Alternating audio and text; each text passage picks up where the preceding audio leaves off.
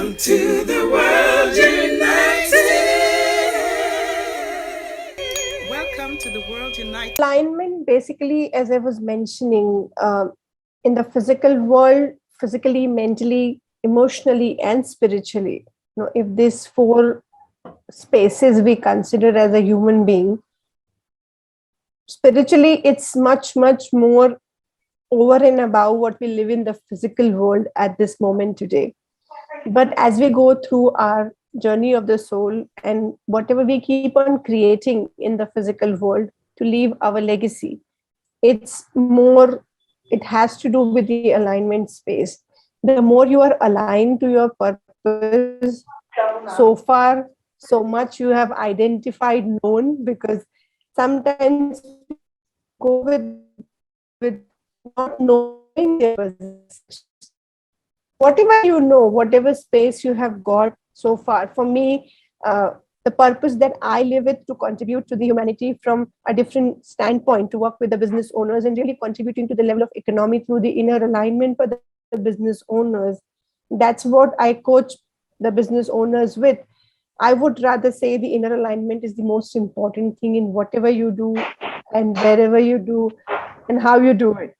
The moment you are out of inner alignment, there are different emotions that come into our space. We become jittery, angry, upset. All of that is a space where you are away from your inner alignment, because as a inner being, we are born to be aligned towards happiness. We are born to be aligned towards feeling those positive emotions.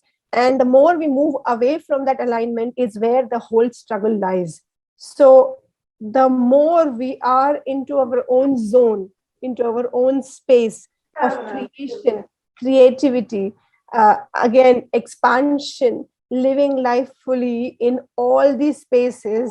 Physically, you keep on extending yourself.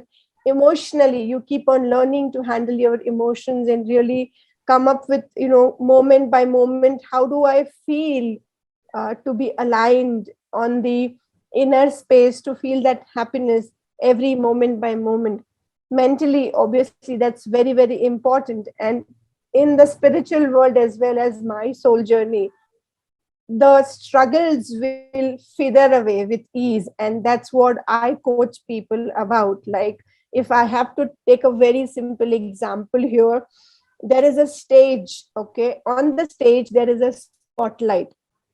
Now you are standing on the top of stage where it is all dark, and there is a spotlight where you can see the light. Now, what would be easy, to move that spotlight on top of your head, or you moving below spotlight? If you consider that, okay, people throughout their lives go about moving that spotlight towards them, it's the opposite force. You are traversing in the opposite direction. But it's much more easy to bring yourself underneath that spotlight, to live that level of presence. And that's what I call it as the intuitive energy alignment, where you are moving back into your own zone of intuitions, your own energy, not like you're trying to pull that zone to fill it up in your own space. So the moment you realize, it's easy for you to move back. And that's what I would want to mention here, that your inner alignment is your intuitive energy zone. The moment you are away from it, life will become a struggle. There will be challenges. You will feel the emotions as a human being, which do not contribute in your creation and expansion. But the more you are internally aligned, intuitively aligned, energetically aligned, you find that everything falls in place with ease for me.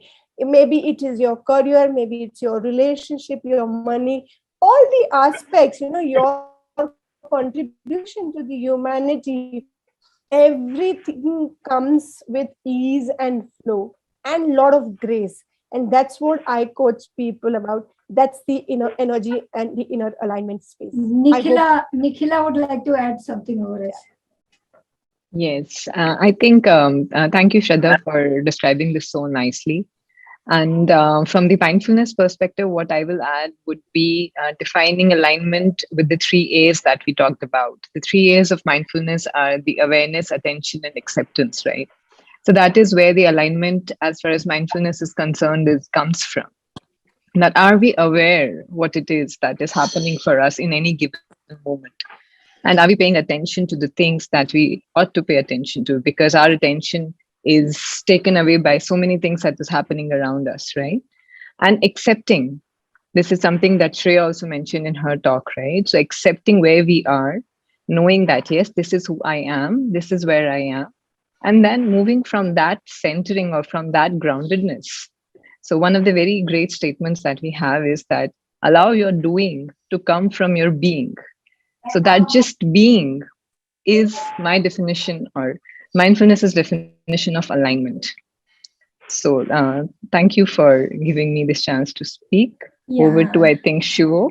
Yeah, Yeah. Shiva, sir, you wanted to add something? Yeah, I would add cosmic alignment here, that we all need to become cosmic alignment. We need to be in cosmic alignment. And what it means is that there is something. See, cosmos is conscious. And it knows, cosmos knows for us what path is best. We don't know. Because path which is best for us is yet in unknown. That is known to cosmos. So this is something we practice a lot in Quantum Life, to get in alignment with cosmos. And we have seen miracles after miracles happening. What happens is that, see, and how the cosmic alignment happens. When your layers of your ego get shredded, you become more and more in cosmic alignment. When you let go of desire of what you want, and when you just begin to listen to what cosmos wants from you, that is really the miraculous living. That is really the wonderful living. And what happens is, when you start to follow what cosmos wants from you, suddenly you will realize that all the cosmic forces start to support.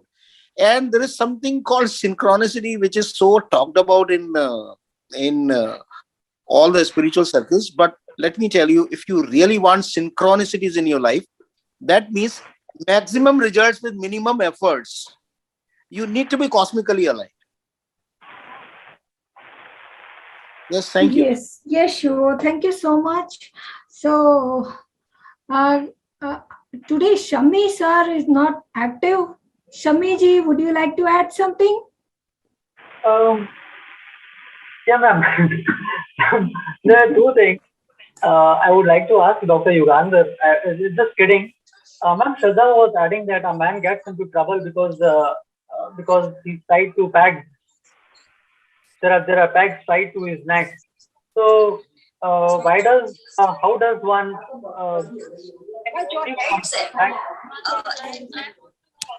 Shraddha, the question is for you.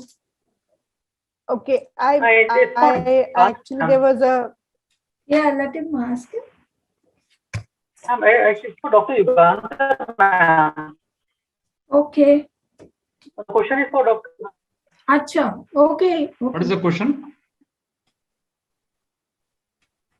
Dr. Shraddha was talking like a person is in trouble because he is tied to pegs. Hello? Yeah, please repeat. Hello? Yeah. Shraddha was talking, a person is in trouble because his neck is tied to pegs. How does one feel free from this state after having two pegs of whiskey? No, হয়ে গেছে. Please repeat. I didn't. Renukaji, can you help me? I didn't understand the question. No, let him only say, sir. Please repeat it again. I didn't understand. Yeah. কথা ছিল, দেরি হয়ে যাচ্ছে. So, yeah, please, Shami ji. Shraddha was talking like a man is in difficulty because his neck is too pegged. চলো.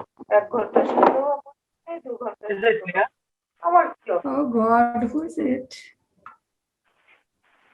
চলো বেরিয়ে যাই.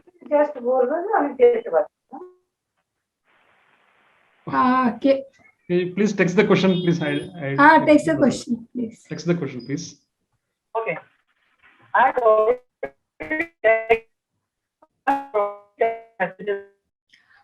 Shami ji, your voice is breaking. I think Shamiji took it very differently from the way Yeah. I was putting it as a No, he's like that only. the person He will the give you- person's neck is not tied to the peg. Okay, he's somewhere exaggerated in a different manner from the space I was talking. Funny, it's funny like the way he's asking the question, Dr. Yugandhar. I get it, but I didn't mean that the neck is tied to the peg. It's not like that. Yeah. So he finds something different from every conversation.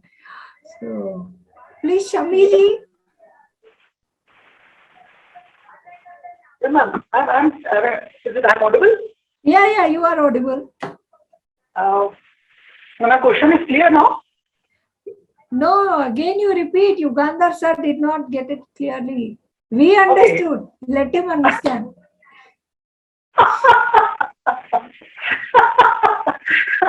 Dr. Yugandhar, my question is, Shraddha was talking about a man is in difficulty because he is tied to peg.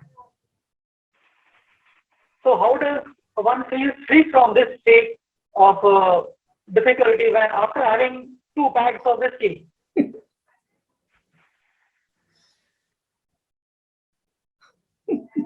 Can you help me, Renuka ji? Yes, Shraddha was talking about self-restriction. And Shami ji is telling if we have 2 pegs of whiskey, how does it help? We don't need to go to Shraddha and just have 2 pegs of whiskey. I didn't understand the question. Sorry. Okay, Shraddha, please help. I think I would have an answer for that. With 2 pegs of whiskey, it's just gonna be like overnight feeling of success, which is not present at all the next day for you. Okay. So if you need lasting success, obviously you need to reach out to me for that. Oh, Shivo has raised hand. Shivo, yes, please. Yeah, so I would say when humans decided, see, animals are happy anyways, isn't it? And the reason they are happy is because they are living robotic life. Nature has programmed them. They are living their life as per programming. So there is no sadness in their life. Of course, there is crisis. They have to save their life. If the lion attacks a deer, he has to save his life. Yeah, but he's not sad, right? But humans are sad. Okay. And we think this is bad. But actually, it's the evolutionary journey. If the animals are to become Buddhas, the enlightened beings, they have to cross the human path. So it's very temporarily, it's very easy that I'm feeling sad, so let me just take 2 packs and let me just sleep. I have run away from the sadness. But you know what? Yes, we are solving our sadness problem, but we are falling from our evolutionary path. So there are 2 ways to be happy, either to be animal or to be a Buddha. But one thing is very clear: once we have started our journey from animalhood, there is no way we can go back to that. It's going to be only temporary. The only way we have to become Buddhas, we have to become the cosmic beings. And the path is full of crisis, but that's what we have chosen. That crisis is what we have chosen, and this is God's wish, and this is the cosmic mechanism of expansion. See, we don't live just for, the core longing of cosmos is not happiness or bliss. The core longing is evolution. Cosmos want to evolve. We humans want to evolve. Even if we remain happy all the time, but if we are not growing, we will not be satisfied. And we will, the people who are happy their whole life, when they look at the end of their life, they look at what did I accomplish? They are just in a very desperate, sad zone if they have not accomplished something. So this is what my take is. We cannot fall back to being the state of animal. we have to move up to the state of being a cosmic being. Yes, sir, absolutely. Dr. Yugandhar, Yeah, what should I say?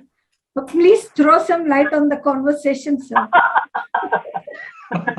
I'm unable to understand. If someone asks me something, I will be able to. So, Shami sir was into that joke mode, and Shivo sir actually, made us realize that we have to rise above. Yeah. So, please say something, sir. Please put in question in one line. Question is, Shraddha started with, we are creating our own obstacles. Okay. Thanks. Over About that, yeah. Over that, Yeah. Shami sir said, have 2 pegs of whiskey and you are out of it. Again, Shraddha explained further that that would be temporary. For permanent solution, you'll have to go to Shraddha. So Shivo sir explained us that we have to rise above the animal instinct. So how do you, connect the conversation, sir? See, the point here is, let me speak in a different dimension. Yeah.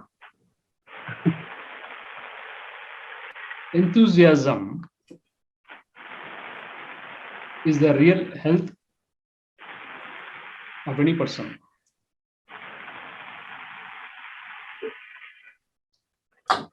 Enthusiasm brings all types of energies, talents, skills, faculties, everything.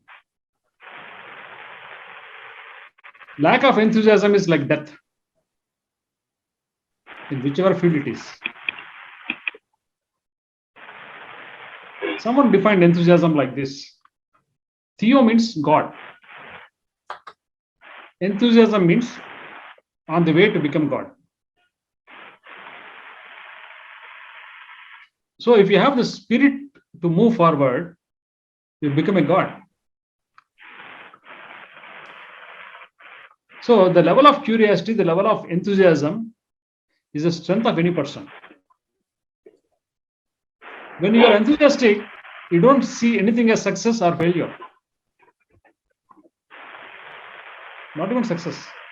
Nothing goes to your head. Because journey is the destination. Traveling is the destination. Being at the path is the destination. There is nothing like arrival. Moving forward, that itself is joyful, adventurous affair. And in this journey, we don't know where we are moving. Everything opens up as and when we go. On the way, if you face some obstacles whatsoever,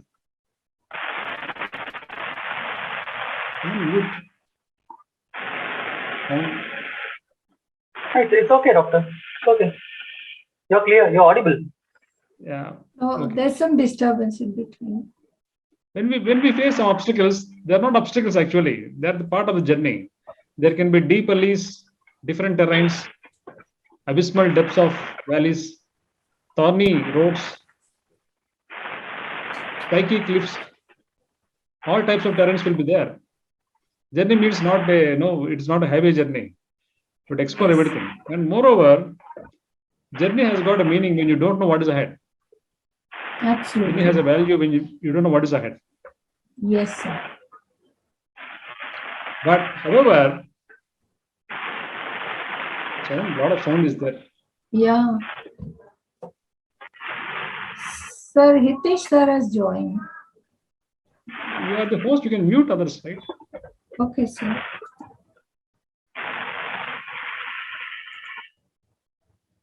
Sir, you please unmute yourself. So, maintaining the fire of enthusiasm by constantly fueling it, by constantly living it, is the greatest form of living. Anything that is mechanical, robotic, recurrent, repetitive makes us tired and exhausted.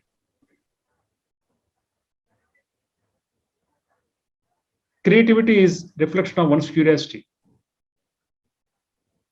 If creativity and curiosity are lost, the person is almost like a loghead. There is no beauty in anyone's life. So maintaining one's enthusiasm is the highest form of mental faculty for me.